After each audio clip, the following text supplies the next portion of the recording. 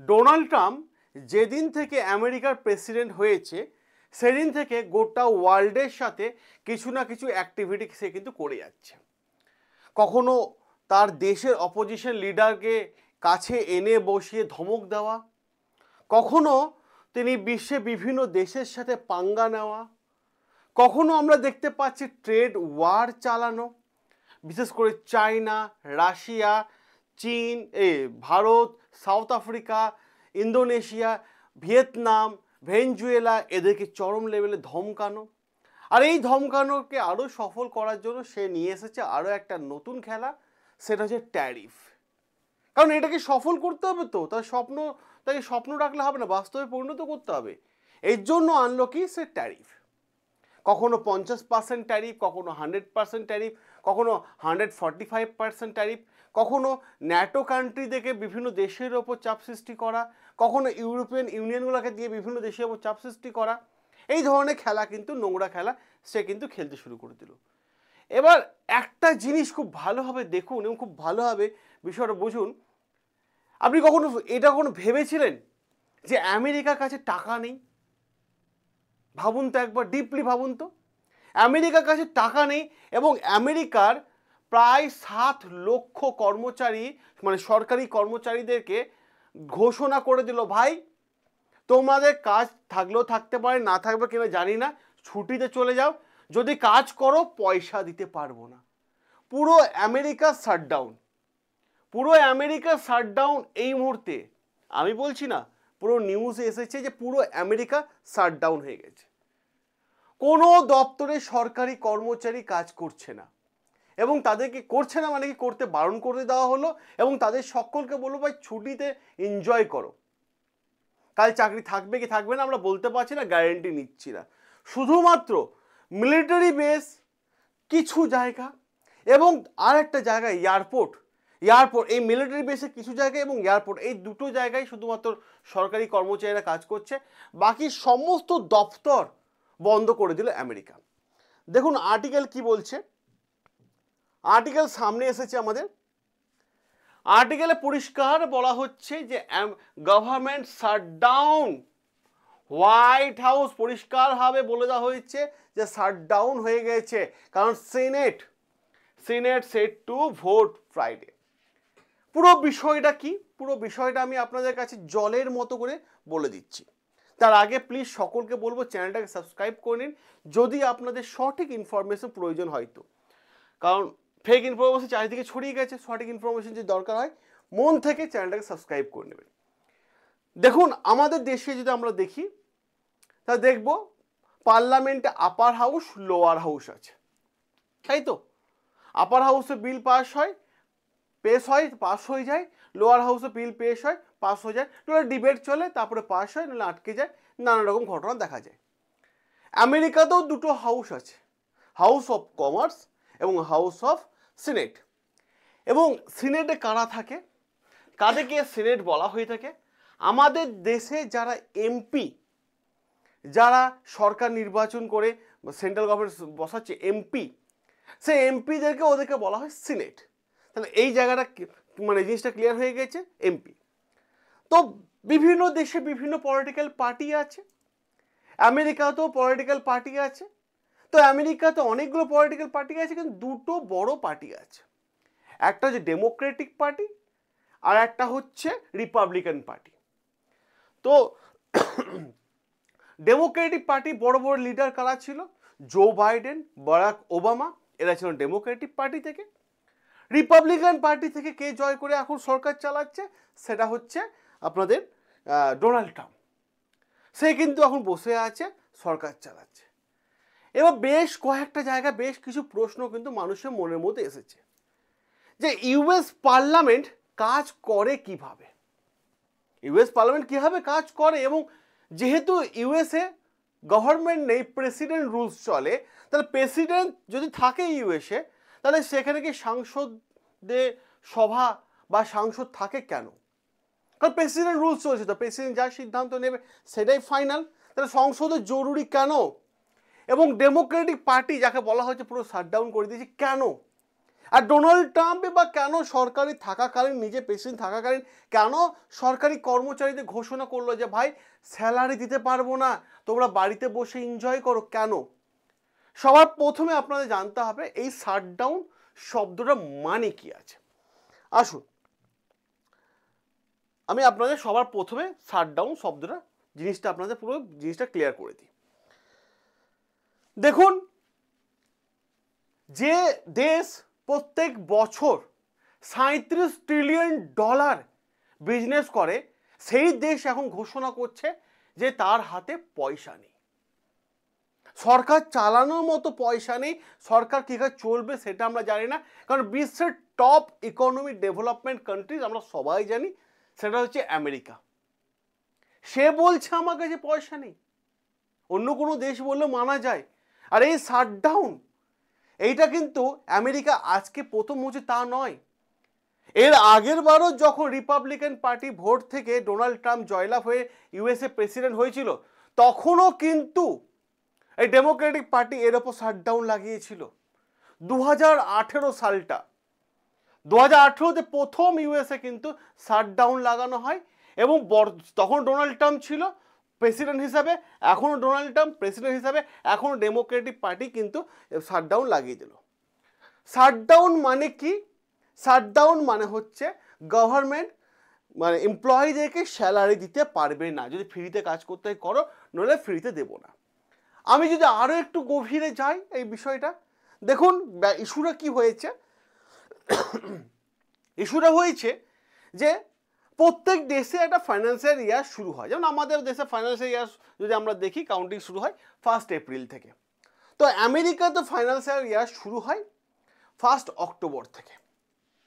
তো এই 1 এপ্রিলের পর কি হয়, ফাইন্যান্সিয়াল ইয়ার শুরু হয়, পুরো সেট করে নেওয়া হয় যে সরকার কোন জায়গায় কত ইনভেস্ট করবে, কোন জায়গায় কত খরচা করবে, কোন জায়গা থেকে কত প্রফিট আসবে, ইত্যাদি ইত্যাদি। সেটা দেখতে পাই যে আমাদের দেশে সেট হয়ে যায়, তারপরে বাজেট পেশ করা হয়, সেটা সকলের সামনে রাখা হয়, তারপর ডিবেট চলে, নানান ব্যাপার চলে, তারপর পাস হয়ে যায়। অপর দিক থেকে আমেরিকার বিষয় তাই দেখা যাচ্ছে যে 1 অক্টোবর যখন বাজেট পেশ হতে যাচ্ছে, ঠিক আছে, নেক্সট 1 বছরে আমরা কত খরচা করব, কত ইনভেস্টমেন্ট আনবো, কত কোন কোন জায়গায় ইনভেস্ট করব, কাকে কত পেমেন্ট করতে হবে, এই যখন বাজেট সেট করতে যাচ্ছে, তখন রিপাবলিকান পার্টির সাথে আমরা দেখতে পাচ্ছি যে ডেমোক্রেটিক পার্টি মানে জো বাইডেন এবং তারপরে বারাক ওবামা যে সমস্ত লিডাররা ছিল, ওই পার্টির সাথে রিপাবলিকান পার্টি একটা মতবিরোধ হচ্ছে, এবং সেখানে একটা বড় ইস্যু দেখা যাচ্ছে, সেখানে বাজেটকে কেন্দ্র করে বড় ইস্যু দেখা যাচ্ছে। কি বলা হচ্ছে এখানে? এখানে বেশ কিছু প্রবলেম দেখা যাচ্ছে। এই যে রিপাবলিকান পার্টি এবং ডেমোক্রেটিক পার্টি টোটাল মিলিয়ে আমেরিকার সিট সংখ্যা কত? টোটাল সিট সংখ্যা হচ্ছে 100, সিনেটের সিট সংখ্যা কত? 100। এর মধ্যে 60খানা ভোট যে দল পাবে সে দল কিন্তু বিল পাস করে দেবে।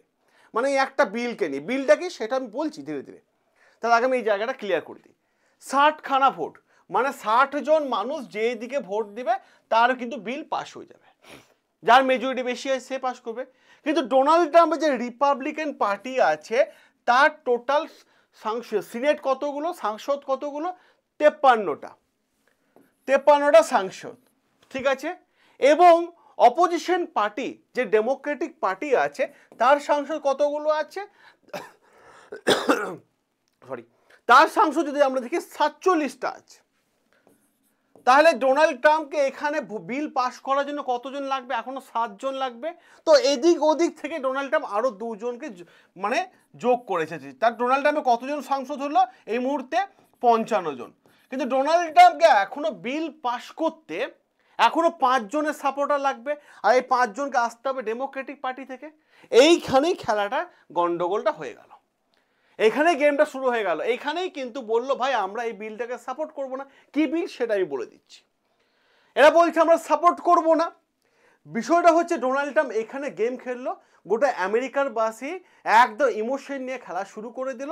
এবং তার দাবি কি হলো জানেন? তার দাবি হচ্ছে, বলছে যে এই যে সরকারি কর্মচারীরা আছে তাদেরকে পরিষ্কার বলে দিল যে আমি স্যালারি দিতে পারবো না, টাকা পয়সা দিতে পারবো না, তোমাদের সেফটি দিতে পারবো না, তোমরা ঘরে বসে থাকো বা ছুটিতে চলে যাও, এটা বলছে। তো তার পেছনে কারণ কি? কারণ সরকারের কাছে টাকা নেই, আমরা বিল পাস করতে যাচ্ছি, অপোজিশন পার্টি আমাদেরকে আটকে দিচ্ছে, তা আমরা তোমাদের কিভাবে টাকা দেব? এই নিয়ে কিন্তু উল্টো গেম খেলে দিল ডোনাল্ড ট্রাম্প। উল্টো গেম খেলা শুরু কিন্তু আগে থেকেই করেছিল, যেটা ডিমান্ড ডেমোক্রেটিক পার্টি কিন্তু করেছে। তো উল্টো গেম খেলে দিল। এতে কি হবে? সাধারণ মানুষ যারা সরকারি কর্মচারী তারা মানে রিপাবলিকান পার্টিকে আরও সাপোর্ট করবে, ডেমোক্রেটিক পার্টি ছেড়ে এখানে আসবে।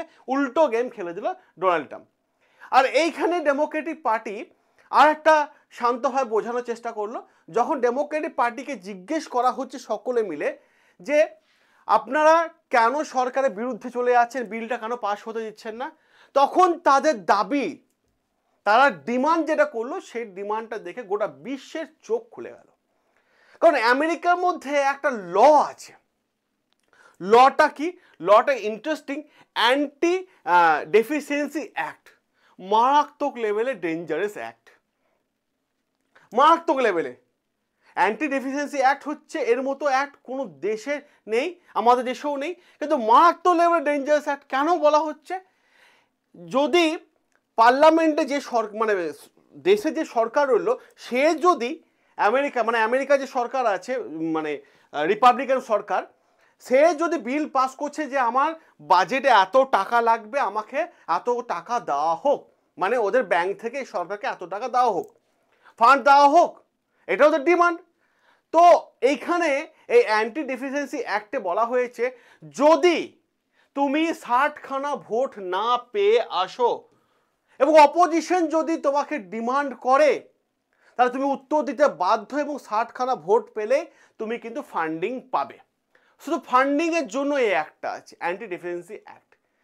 তো অ্যান্টি ডেফিসিয়েন্সি অ্যাক্ট পরিষ্কার বলে দিল, ভাই তুমি যে বিলটা এখন এনেছো, এই বিলটা আমি এখন পাস করতে পারবো না, কারণ এই বিল পাস করতে গেলে তোমাকে আরও 5 জনের ভোট দরকার, কারণ তোমার কাছে আছে 55টা সাপোর্টার, আরও 5 জন নিয়ে এসো, তাহলে তোমার এই অ্যান্টি ডেফিসিয়েন্সি অ্যাক্ট অনুসারে তোমাকে আমরা টাকা দিয়ে দেবো, নইলে অ্যান্টি ডেফিসিয়েন্সি অ্যাক্ট অনুসারে তোমার সমস্ত ফান্ডিং আটকে দেবো।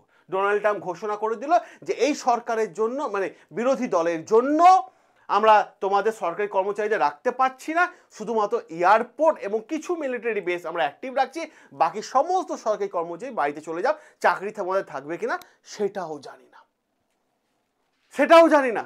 এবার কোন ইস্যুটাকে নিয়ে ডেমোক্রেটিক এবং রিপাবলিকান পার্টির মধ্যে লড়াই? সেই ইস্যুটা হচ্ছে ডোনাল্ড ট্রাম্প যখন 1 অক্টোবর তাদের পার্লামেন্টে গেল এবং যখন বিল পাস করছে, তখন এই আর্টিকেলটা সামনে আসে। জেডি ভেন্স, এর নাম তো শুনেছেন, যারা আমাদের চ্যানেল দেখেন আপনারা জানেন যে আমরা আর্টিকেল নিয়ে আলোচনা করি, পুরো ডেটা তুলে এনে আলোচনা করি। ইনার বক্তব্য এসে যে টুইট করে জানিয়েছে, সেটা হচ্ছে যে ব্যাপারটা আমেরিকার মধ্যে যে সমস্ত মানুষ, বিভিন্ন দেশের মানুষ ইলিগেল ভাবে, কি বলছে দেখুন এখানে, ডেমোক্রেটিক স্পেন্ড ইয়ার গিভিং ট্যাক্স পেয়ার, ঠিক আছে, funding health care, illegal alliance and promise. ঠিক আছে, কি বলছে যে আমেরিকার মধ্যে যে সমস্ত বিদেশি মানুষরা আমেরিকার মধ্যে ইলিগেল ভাবে প্রবেশ করে আছে, তো এই ডেমোক্রেটিক পার্টি তাদেরকে চাইছে তাদেরকে আমরা হসপিটাল ফেসিলিটি ফ্রিতে দিই, যেটা আমরা এই মুহূর্তে দিতে চাইছি না। হসপিটাল ফেসিলিটি কেন ওদের জন্য, কেন টাকা ইনভেস্ট করব? ওরা তো বাইরের দেশের লোক, ওদের জন্য আমরা ইনভেস্ট করব না। তখন ডেমোক্রেটিক পার্টির কাছে সবাই গেল এবং ডেমোক্রেটিক পার্টি বলছে আচ্ছা ভাই তুমি একটা কথা বলো, বাইরের দেশের লোকেদের ওপর কেন এই সরকার ইনভেস্ট করবে? বলছে না না, আমরা তো এমন কোনো ডিমান্ড করছি না, আমাদের অনেক ডিমান্ড আছে। এক, আমেরিকা যে সমস্ত মানুষরা সাবসিডি পেত, মানে ডেমোক্রেসি পার্টি এদের মুখোশটা খুলে দিল। কি বলছে যে আমেরিকার মধ্যে যে সমস্ত মানুষরা সাবসিডি পেত, তাদের সাবসিডি সম্পূর্ণরূপে বন্ধ করে দিল এই বাজেটে ডোনাল্ড ট্রাম্প, যে সাবসিডি দেওয়া যাবে না। ঠিক আছে, 2 নম্বর পয়েন্ট আছে, যে সমস্ত বিদেশি কান্ট্রিগুলো ইউএসকে ফান্ডিং দেয়, সে সমস্ত দেশ থেকে ইউএস ফান্ডিং নেবে না। 2 নম্বর, ফান্ডিং আসবেও না। তো ফান্ডিং যদি না আসে তাহলে আমেরিকা ডেভেলপ আরও করবে কিভাবে? সেটা ডোনাল্ড ট্রাম্পের কাছে কোনো আনসার আছে?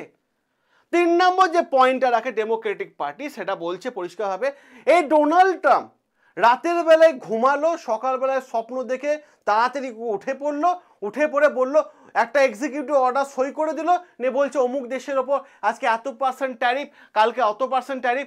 যে সম্পর্কটা বিভিন্ন দেশের সাথে আমেরিকা করতে 20 বছর, 30 বছর, 5 বছর, 6 বছর লেগেছিল, সেই সম্পর্কটা ইমিডিয়েট বেসিসের মধ্যে শেষ করে দিল ডোনাল্ড ট্রাম্প। তো তা কেন করছে তার ক্লিয়ার অর্ডার এই পার্লামেন্টে তোমাকে দিতে হবে। এইটাই ডেমোক্রেটিক পার্টির ডিমান্ড, যে ক্লিয়ার অর্ডার ডোনাল্ড ট্রাম্প কাউকে দিচ্ছে না, রাতে ঘুমাচ্ছে, সকালে অর্ডার সাইন করছে। তো এরকম তো এক্সিকিউটিভ অর্ডার পাস করা যায় না। যেহেতু ডোনাল্ড ট্রাম্পকে মানে আমেরিকার কোর্টকে জবাব দিতে হবে, এবং আমেরিকার কোর্ট ডোনাল্ড ট্রাম্পকে টাইম বেঁধে দিয়েছে এবং বলেছে যে অক্টোবর পর্যন্ত দেখবো। কারণ ডোনাল্ড ট্রাম্পকে যখন আমেরিকা কোর্ট জিজ্ঞেস করেছে যে আপনি প্রেসিডেন্ট আছেন, ঠিক আছেন, কিন্তু হঠাৎ করে এই দেশের উপর এত% ট্যারিফ, ওই দেশের উপর ট্যারিফ লাগাচ্ছেন কেন, তখন ডোনাল্ড ট্রাম্প একটা কথা বলেছিল। সেই কথাটা হচ্ছে যে যদি ট্যারিফ না লাগায় তাহলে আমেরিকার ইকোনমি ডেভেলপ করা যাবে না। আর যখনই ডেভেলপমেন্টের কথা এসছে কান্ট্রির ব্যাপারে, তখনই মানে জজ বলল ঠিক আছে, আপনাকে আমরা 4 মাস টাইম দিচ্ছি, অক্টোবর মাসে আপনি দেখবো আপনি কতটা ডেভেলপমেন্ট আনতে পারেন। ডোনাল্ড ট্রাম্প গেছে ফেসে, কারণ রাতে স্বপ্ন দেখে সকালে ট্যারিফ লাগায়। তো ডোনাল্ড ট্রাম্প এইভাবে কেন এক্সিকিউটিভ অর্ডার পাস করছে? আজকে ডেমোক্রেটিক পার্টি ডিমান্ড যে আজকে আমেরিকার পাশে তেমনভাবে কেউ থাকতে চাইছে না, যে আমেরিকাকে সবাই ভয় করত, আর সেই আমেরিকা একা দাঁড়িয়ে আছে। এটা ডেমোক্রেটিক পার্টির ডিমান্ড। তা তুমি বলো কেন এরকম করতে চাইছো? তো এখানেই বড় ঘোষণাটা কি, যে আপনারা যদি স্কিল কোর্স নিয়ে ভাবেন, যদি আপনাদের সন্তানকে কিভাবে পড়াশোনা করা উচিত, কিভাবে মা তার সন্তানদেরকে ট্রেন করবে, কিভাবে মা তার সন্তানদের টিচিং দেবে, কিভাবে মা তার সন্তানকে গাইডেন্স দেবে, এই বিষয়গুলো যদি আপনি জানতে চান, তার জন্য আমরা স্কিলের ওপর মারাত্মক লেভেলে একটা ট্রেনিং প্রোভাইড করছি, শুধুমাত্র মাদের জন্য বা গার্জেনদের জন্য। যারা এই ট্রেনিং করতে চান তারা অতি অবশ্যই হোয়াটসঅ্যাপে এই নাম্বার দিচ্ছি 9322813134। এই হোয়াটসঅ্যাপ নাম্বারে হাই মাদার লিখে পাঠান। যদি আপনার সন্তানের ভবিষ্যৎ উজ্জ্বল দেখতে চান তাহলে হাই মাদার লিখে পাঠান, আমরা দেব আপনাদের ট্রেনিং। সকলে ভালো থাকবেন, সুস্থ থাকবেন, এবং আর্টিকেলটা নিয়ে আপনার কি মতামত অতি অবশ্যই কমেন্ট বক্সে কমেন্ট করে জানাবেন। দেখা হবে আপনাদের সাথে নতুন আরও একটা আর্টিকেল নিয়ে।